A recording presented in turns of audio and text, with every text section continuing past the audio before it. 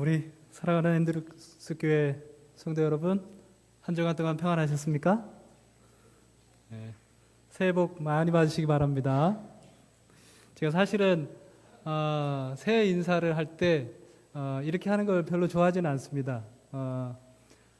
그리스도인들에게 있어서는 하나님께서 언제나 축복을 많이 주시는데 문제는 우리가 그 축복을 잘 세지 못하는 것이 문제인 것 같아요. 그래서 제가 인사드릴 때 올 한 해 동안 하나님이 주신 축복을 많이 세보시는 그런 기쁨이 충만하기를 바랍니다. 이렇게 인사를 드리는데 여러분들에게 있어서 올 한 해가 정말 하나님께서 주시는 많은 축복들을 세보시는 그런 큰 기쁨이 있기를 간절히 바랍니다.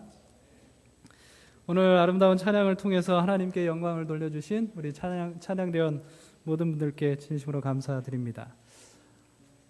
제가 오늘 드릴 말씀의 제목은 아픈 숨, 깊은 숨이라고 하는 제목으로 말씀을 나누겠습니다. 제가 지난 한 주에 페이스북을 통해서 한 글을 읽었는데요. 저에게 너무 감동을 줘서 여러분들에게 좀 소개를 좀 하도록 하겠습니다.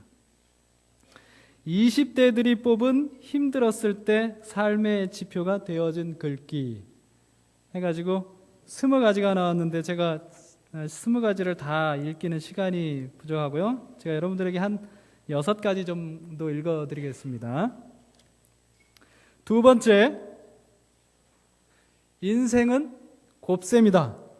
어떤 찬스가 와도 내가 제로면 아무런 의미가 없다. 그 다음에 다섯 번째, 꿈에 눈이 멀어라. 시시한 현실 따위는 보이지 않게. 그 다음에 11번째, 역경을 피해 도망친 곳에 낙원이란 없다. 포기여 나에게로 오라. 내가 너를 포기시킬 것이니. 실패여 나에게로 오라. 내가 너를 실패시킬 것이니. 그 다음에 13번째, 내가 세상에 태어났을 때 나만 울고 세상 사람들이 미소를 지었으며 내가 세상과 이별할 때 나만 미소 짓고 세상 사람들이 슬퍼하는 삶을 살아라. 그러면 14번째, 상상할 수 없는 꿈을 꾸고 있다면 상상할 수 없는 노력을 하라. 그 다음에 19번째, 나는 천천히 가는 사람이다. 그러나 뒤로는 가지 않는다. 제가 이 글을 읽은 다음에요, 이 글에다가 제가 꼬랑지를 하나 이렇게 달았습니다. 뭐라고 달았는가 하면, 그래, 나도 오늘부터 20대다. 이렇게. 여러분, 이 글을 들으시니까 여러분도 20대가 되고 싶지 않습니까? 네. 그럼 여러분들도 오늘부터 20대입니다. 네. 사실 제 인생과 이 목회에 있어서 가만히 돌아보니까 지금이 매우 중요한 시기입니다. 지금 만나고 있는 우리 성도님들도 매우 중요한 분들이시고요. 인생에 있어서도 그렇고 또 목회에 있어서도 가만히 보니까 분수령이더군요. 그래서 앞으로 지금까지 살아왔던 날하고 앞으로 살 날도 좀 비슷하고 또 목회한 연수도 그렇고 앞으로 목회할 연수도 좀 비슷해서 지금 이 시기가 굉장히 중요하겠구나. 이 시기가 지나면 나머지 저의 인생이 어떻게든 한 방향으로 흘러가겠구나 라고 하는 생각을 하게 됐어요. 그래서 요즘 이렇게 어떤 목회를 앞으로 할지, 그다음에 어떤 선교를 하면서 살지, 어떤 꿈을 꾸면서 살지 기도하고 있습니다. 또한 앤드루스 성도님들의 또 남은 인생을 위하여 기도하면서 제가 이 성경을 읽다가 이 창세기 6장 오늘 본문의 말씀이 저에게 굉장한 의미로 다가왔어요. 그래서 오늘 여러분들과 이 은혜의 말씀을 좀 나누려고 합니다. 여러분, 이 본문의 말씀 매우 중요한 거 누구나 다 아시죠? 예수님께서 이 세상의 마지막 형편에 대해서 이야기할 때마다 누구의 이야기를 언급하십니까? 노아 홍수 당시의 이야기를 언급하십니다. 물론 이 말씀들이 이 성경의 마지막 때의 상황을 우리에게 알려주고 있는 것이기도 하지만 한편으로는 이 마지막 시대를 살아가고 있는 하나님의 백성들이 어떻게 살아가야 될지에 대해서도 매우 중요한 교훈을 주고 있는 말씀입니다. 여러분, 창세기 6장은 이 말씀으로 시작합니다. 1절에 성경에 보시면 사람이 땅 위에 뭐하기 시작할 때에 번성하기 시작할 때에 라고 되어 있습니다. 여러분, 이 번성이라고 하는 말이 굉장히 의미가 있죠. 물론 이 번성이라고 하는 말이 가득하다, 가득할 정도로 많다라고 하는 그런 의미도 있지만 우리는 이 창세기 1장부터 이 번성이라고 하는 말을 좀 연관지어서 생각해 볼 필요가 있습니다. 하나님께서 사람을 만드신 다음에 축복하셨죠. 그 축복의 내용이 무엇인가요? 생육하고 뭐하여? 번성하여 땅 위에 충만하라 라고 하는 말씀을 주셨는데, 이 창세기 6장 1절에 가보면 뭐라고 되어 있는가 하면 사람이 땅 위에 뭐하기 시작할 때에?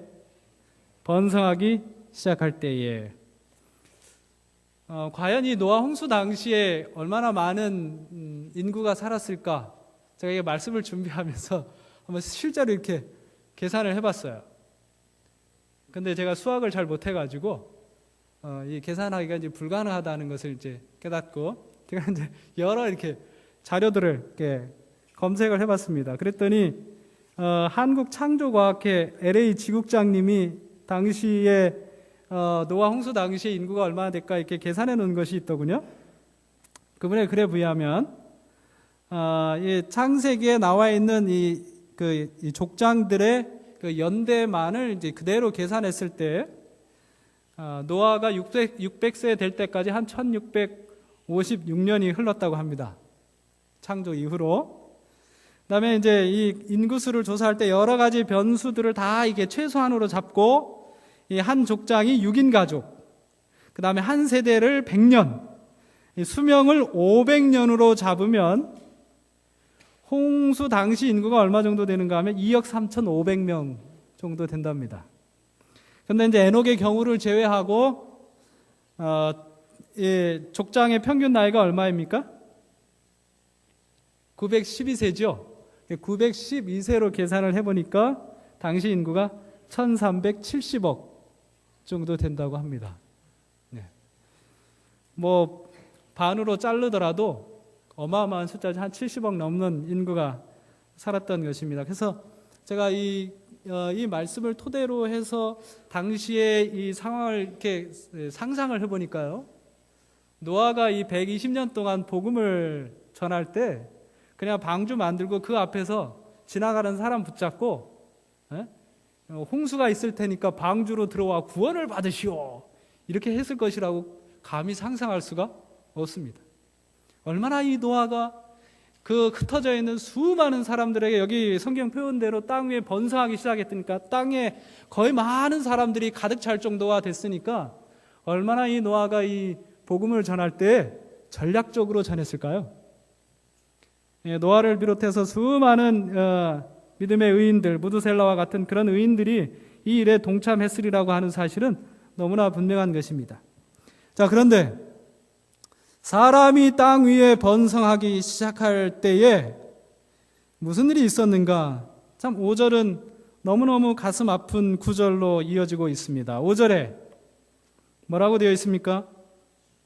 여호와께서 사람의 죄악이 뭐함과 세상에 가득함과 이렇게 기록이 되어 있습니다. 여러분, 하나님의 소원이 뭘까요? 하나님의 간절한 소원이 뭘까요? 사람이 번성해서 땅에 충만할 때쯤, 그때를 바라면서 하나님께서 가진 그 마음의 소원은 무엇인가 하면 물이 뭘 덮은같이, 물이 바다를 덮은같이 요하를 인정하는 것이 세상에 가득해지기를 바라는 것이 분명 하나님의 소원이었을 것입니다. 근데 6장 5절에는 뭐라고 말씀하고 있어요?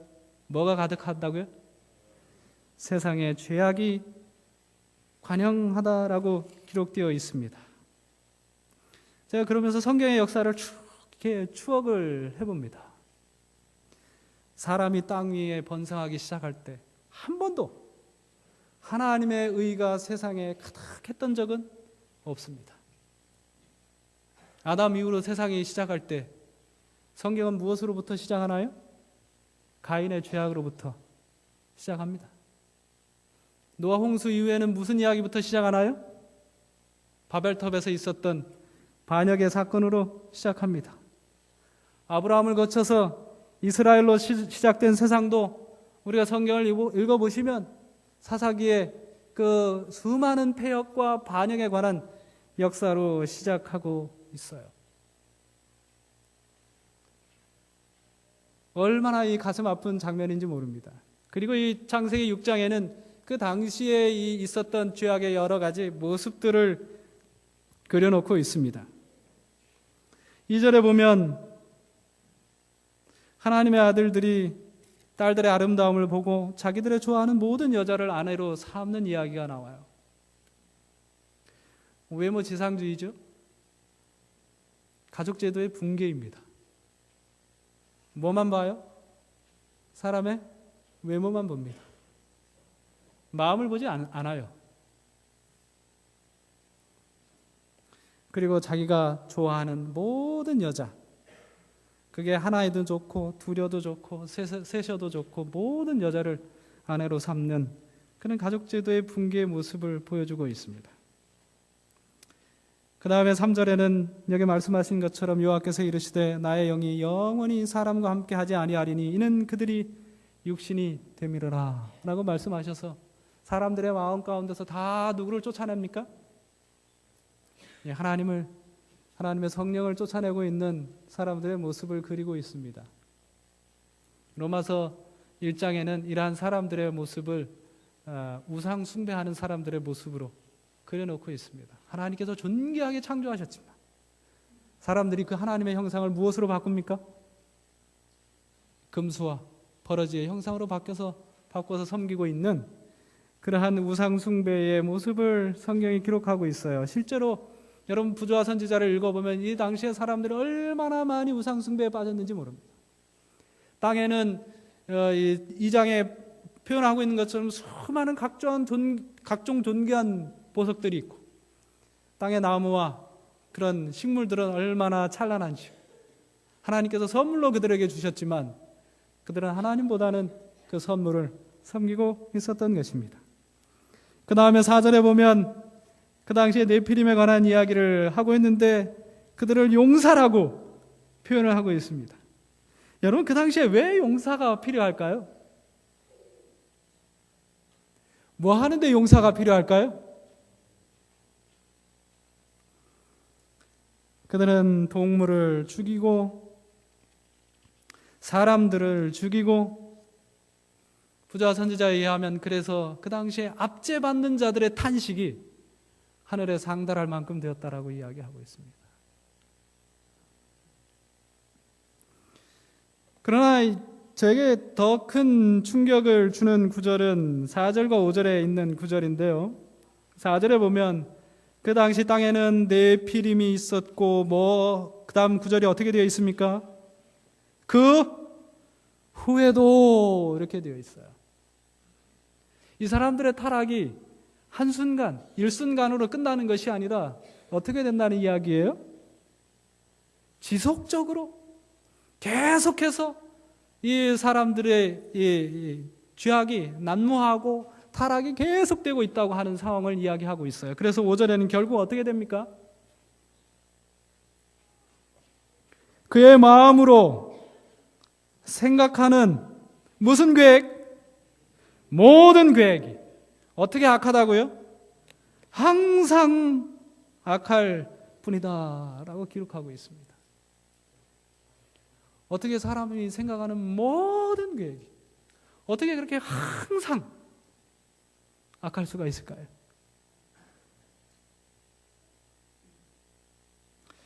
이렇게 마음의 문이 완전히 닫혀진 그 당시에 사람들의 모습을 그리고 있습니다.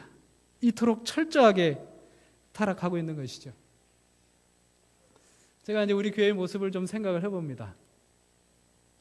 여러분, 제가 한국에서 올 때부터 무슨 얘기를 많이 들었는가 하면 이제 앤드류스는 이제 거기는 뭐 한국 타운이다 이렇게 거기 가서 이제 영어 배울 생각은 좀 하지를 말아라 뭐 이런 이야기를 했어요. 여기에 베리언 스프링스에 한국 사람이 늘어가고 있어요. 정말 번성해 가고 있습니다. 한국 사람이. 그런데 이 베리언 스프링스에 죄악이 늘어나고 있을까요? 아니면 하나님의 의가 넘쳐나고 있을까요? 이 교회에는 과거보다 많은 교인들이 자리하고 있습니다. 과연 무엇이 가득한 교회일까요?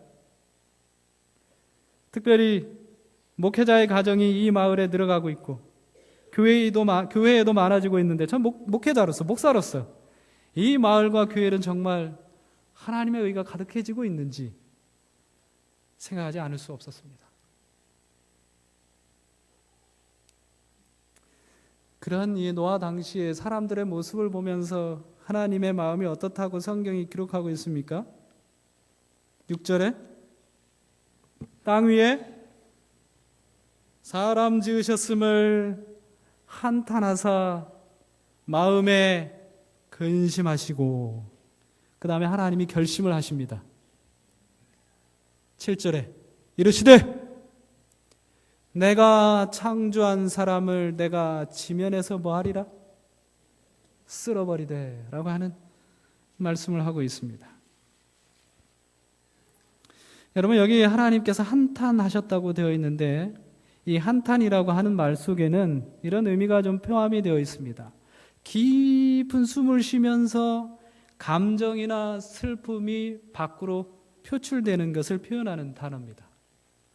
그래서 이것을 신약이나 이렇게 가면 뭐 구약에서도 마찬가지지만 때로는 후회한다라고 하는 의미로도 사용을 하고 있고 위로한다라고 하는 의미로도 사용을 하고 있습니다.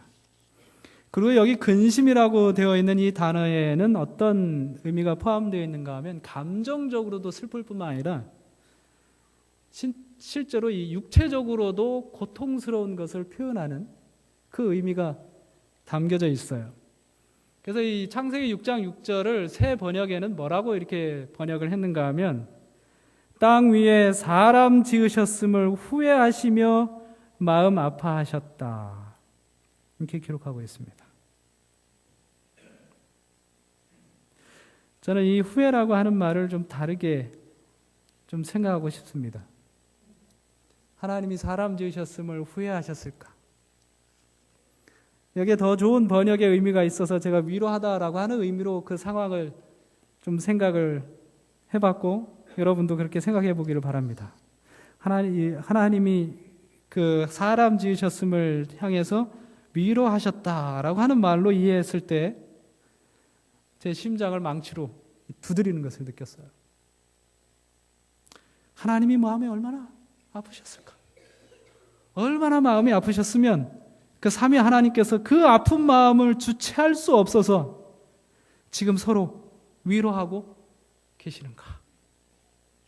아들아, 아버지, 성령이여, 이 사람 지으셨음에 대해서 서로 그 아픈 마음을 만져주기 위하여 서로 위로하고 있는 것입니다.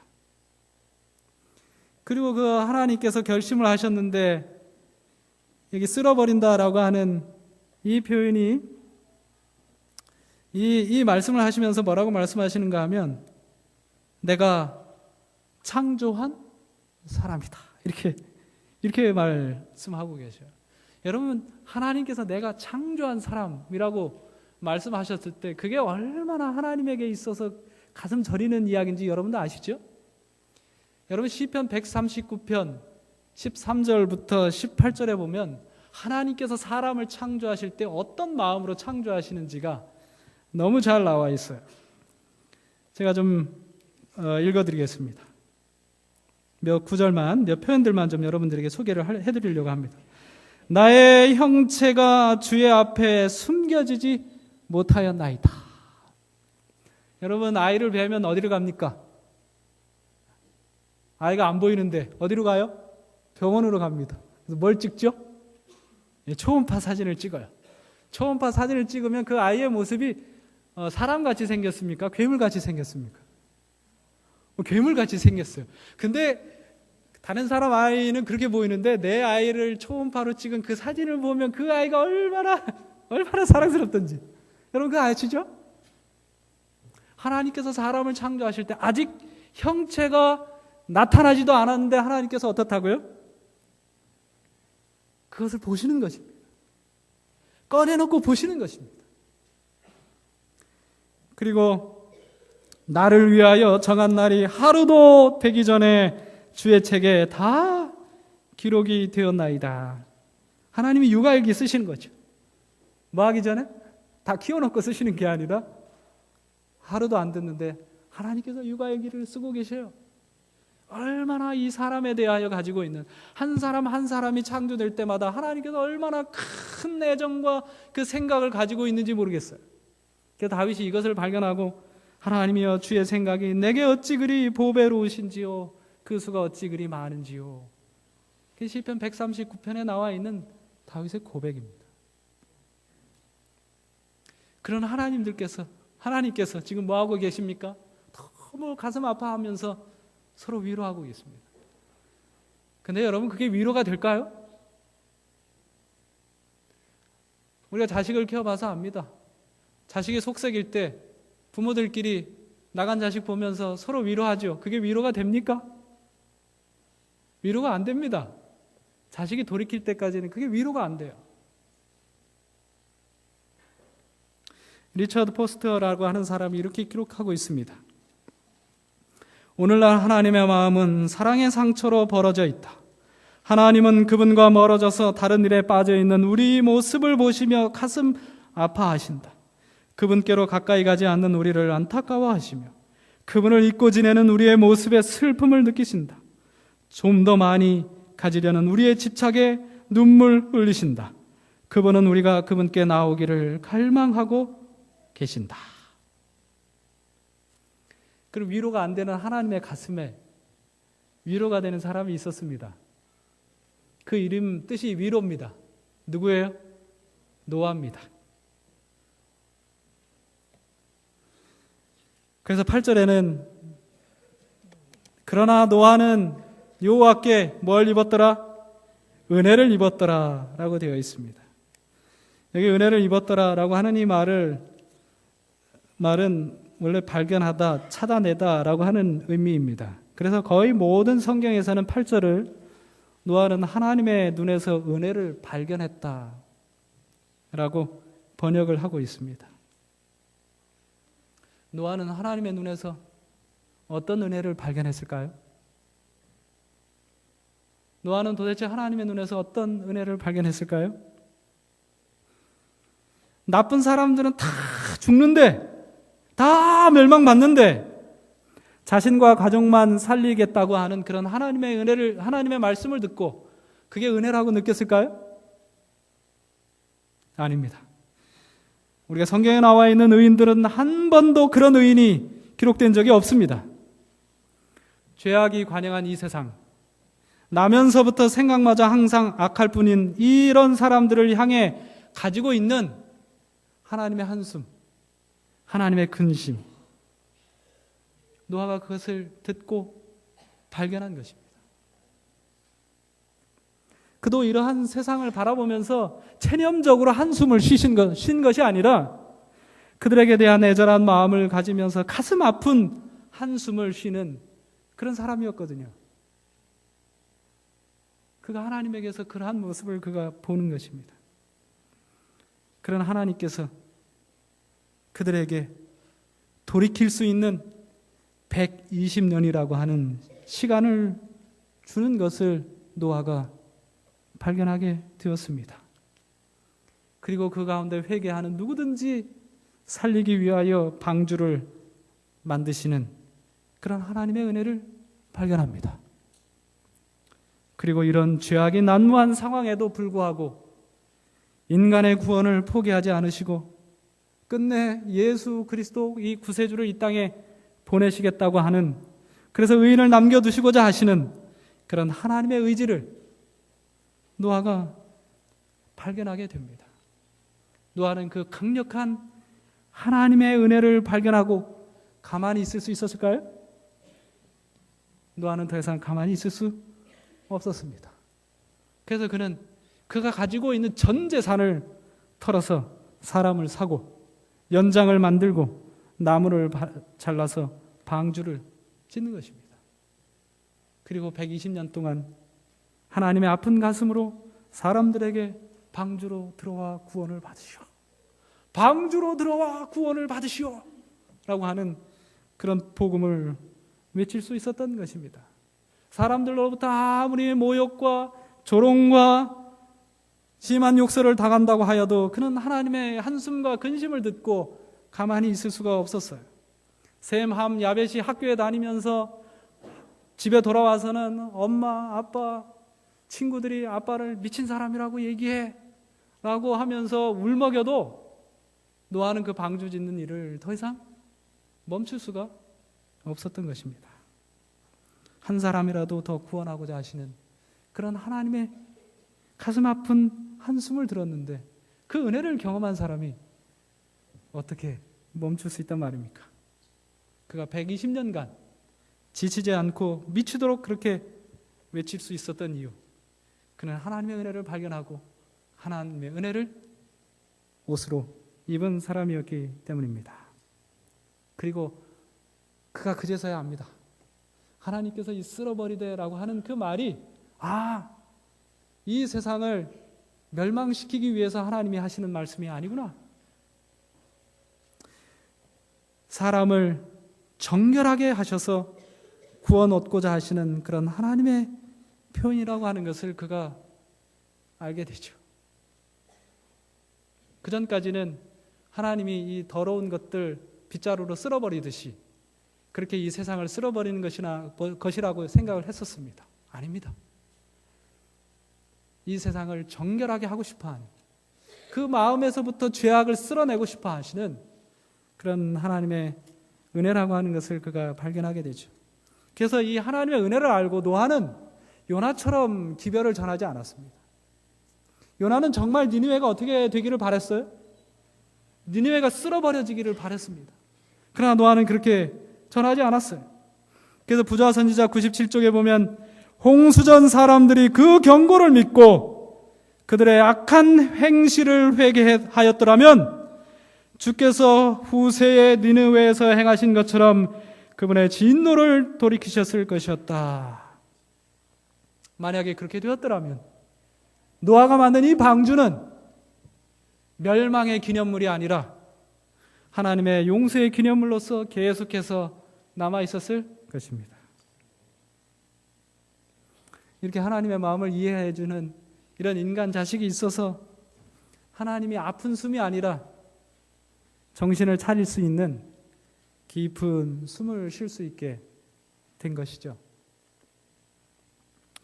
여러분, 예수님께서 이 땅에 오셨을 때 예수님의 가슴이 너무 아파가지고 그분의 아픈 쉼을 이렇게 표현하신 적이 있습니다. 마가복음 14장 34절입니다. 말씀하시되 내 마음이 심히 고민하여 죽게 되었으니 너희는 여기 머물러 깨어 있으라. 여러분, 십자가는 아픈 숨을 간신히 쉬게 하는 형벌입니다. 폐가 압박돼서 숨조차 제대로 쉴 수 없게 만드는 형벌입니다. 그래서 좀 그 깊은 숨을 쉬기 위해서 발에다가 힘을 주면 못자국으로 말미암아 더 큰 고통이 온 몸을 전율케 하는 형벌이 바로 십자가 형벌입니다.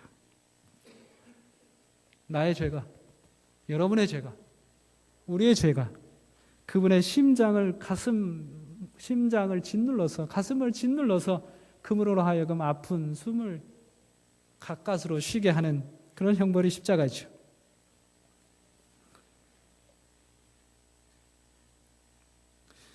여러분, 근데 예수님께서 그토록 아픈 숨을 쉬고 계실 때 그분으로 하여금 깊은 숨, 위로가 되는 숨을 쉬게 한 사람이 있습니다. 그게 누군지 여러분 아시죠? 누구죠? 한편 강도입니다. 시대소망 749쪽에 이렇게 말씀하고 있습니다. 십자가 위에서 고통당하시는 예수님께 한 줄기 위안의 빛이 비추었다. 그것은 회개하는 강도의 기도였다. 제가 여러분들에게 한 노래를 좀 소개를 하려고 합니다. 이 노래는 한 장애인 부부가 아이를 기다리면서 경험한 것인데요. 아이가 뱃속에 있는데 진단을 받아보니 뇌막류라고 하는 진단을 받았어요. 이 아이가 태어나자마자 어떻게 되는가 하면 죽을 수밖에 없는 운명입니다. 그런 진단을 받아놓고 이 장애인 부부가 하나님, 왜 이렇게 이 부모로서 장애를 가지고 있는 것도 너무너무 가슴 아픈 일인데 우리가 낳아야 할 이 아이도 그런 고통 속에서 죽어가게 하십니까? 그렇게 하나님께 기도하다가 그가 하나님의 마음을 이해했습니다. 하나님께서 당신의 아들을 이 땅에 보내시는데 이 아들이 어떻게 될 아들입니까? 죽어야 할 아들입니다. 그리고 이 지어진 노래, 이 가사가 바로 하나님의 마음이라고 하는 노래입니다. 제가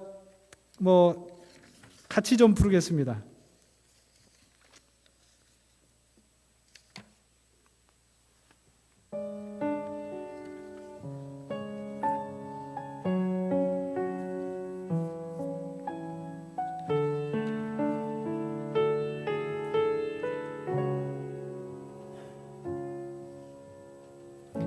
하나님의 마음 어떠하셨을까? 주기 위해 떠난 아들을 보시던 하나님의 마음 어떠하셨을까? 그 마음 알기 원해. 하나뿐인 하나님의 외아들을 악한 인간들을 위해 보내셨던 하나님의 마음 어떠하셨을까? 그 마음 알기 원해. 죽어야만 하는 아들을 보내신 아버지의 마음 어떠하셨을까? 십자가에 달린 예수님 보시던 아버지 그 마음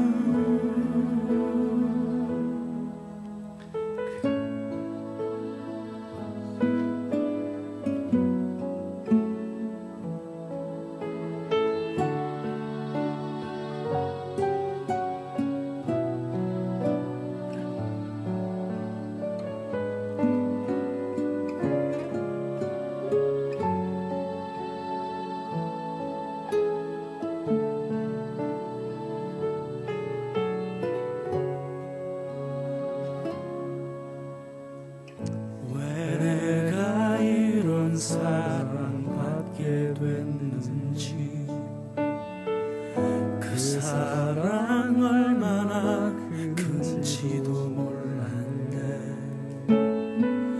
날 향한 하나님의 아픈 사랑을 이제야 깨달았네. 죽어야만 하는 아들을 보내신 아버지의 마음 어떠하셨을까? 십자가